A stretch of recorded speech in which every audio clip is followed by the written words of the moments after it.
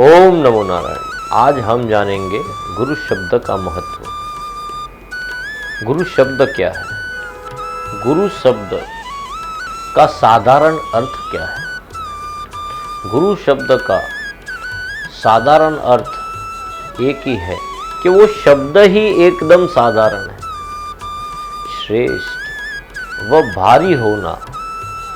गुरु शब्द अंधकार का निवारण कर परम ज्योति का आभास करता।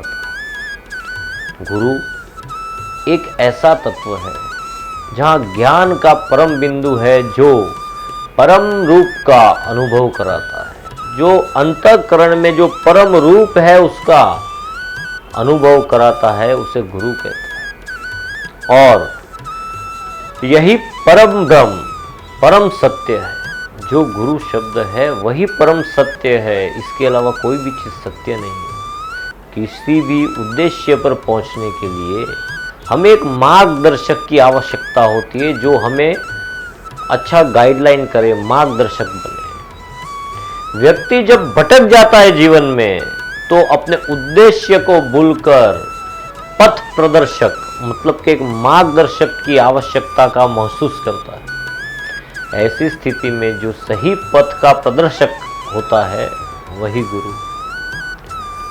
जब एक इंसान मार्ग भूल जाता है, मार्ग भटक जाता है, उसे सही मार्ग जो दिखाता है उसे गुरु कहते हैं। यदि गुरु नहीं तो परम सत्य का ज्ञान प्राप्त करना बहुत कठिन है। जीवन में गुरु नहीं होगा तो परम सत्य का ज्ञान कभी भी प्राप्त नहीं होगा। इसलिए ईश्वर ने इसे परम आवश्यक बताते हुए कहा है कि जो गुरु की निंदा करता है वह अधोगामी होगा तथा मुझे प्राप्त नहीं कर सकता। मतलब वो व्यक्ति जो गुरु की निंदा करता है वो कभी भी ईश्वर को प्राप्त नहीं कर सकता।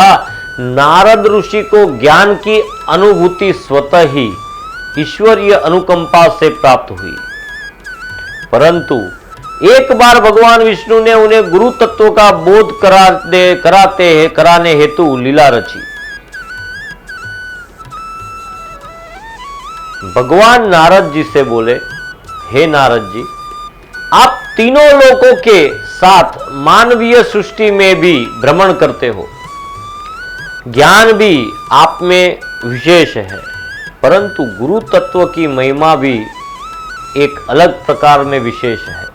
अतः आप जीवन में कोई गुरु बनाए और उसकी महिमा को भी बताए। इसलिए आप मृत्युलोक में जाए तथा जो प्रथम दृष्टिगत हो उसी को गुरु बनाकर जाए। जीवन में जो आपको प्रथम दृष्टि गोचर हो, जो दृष्टिगत हो, उसे गुरु बनाए।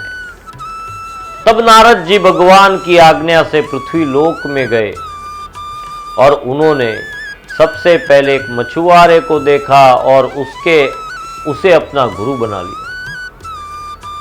पश्चात पुनः भगवान के समझ पहुंचकर उसके बाद वे भगवान के पास पहुंचकर बोले कि भगवान, मैंने गुरु तो बना लिया है, परंतु वह एक मछुआरा है। तब भगवान बोले, गुरु के प्रति संदेह व मलिन दृष्टि होने के कारण नारद तुम्हारी अधोगति हो सकती है। परमात्मा ने कहा कि नारद तुम्हारी अधोगति हो सकती है। नारद जी घबरा गए। उन्होंने भगवान के चरण पकड़ते हुए पूछा, भगवान, इससे मुक्ति का क्या उपाय है? नारद जी के अंदर घबराहट सी हो गई। मुक्ति का उपाय पूछने लगे। भगवान बोले, नारद, इसका रास्ता तो तुम्हें तुम्हारा गुरु ही बताएगा। तुम उस मछुआरे के पास वापस जाओ, इसका रास्ता वो मछुआरा ही बताएगा। नारद जी वापस पृथ्वी लोक पर आए और उस मछुआरे को सारा वृतांत कह सुनाया। जो उनके साथ घटा वो सब कह सुनाया। तब मछुआरे ने कहा कि हे नारद, प्रायश्चित के लिए तुम्हें 84 लाख योनियों में से किसी एक योनि में जन्म लेना पड़ सकता है। अतः एक पत्र पर 84 लाख योनियों के नाम लिख कर ले पूरे 84 लाख योनियों के नाम लिख के लाओ। नारद जी ने भगवान से पूछकर सभी योनियों के नाम लिख कर ले आए। उन्हें भी परमात्मा से पूछना पड़ा, 84 योनियों के नाम लाए। मछुआरे ने कहा कि इस पत्र को बिछाकर इस पर लेट जाओ, सभी योनियों का ध्यान करते हुए चिर निंद्रा में चले जाओ। आप जो लिख के लाए हो उस योनियों के नाम के ऊपर चिर निंद्रा में सो जाओ। नारद जी ने ऐसा ही किया। चिर निंद्रा को त्याग कर जब नारद जी उठे तो मछुआरे ने कहा कि भगवान से जाकर कहो, हे नारद जी, भगवान से जाकर कहो कि मैंने सब योनियों को भोग लिया है। नारद जी ने भगवान को सारा वृतांत बताया तो भगवान ने कहा कि गुरु ही सब पापों से क्षण मात्र में मुक्ति दिला सकता है। अतः गुरु तत्व बहुत महान है। गुरु तत्व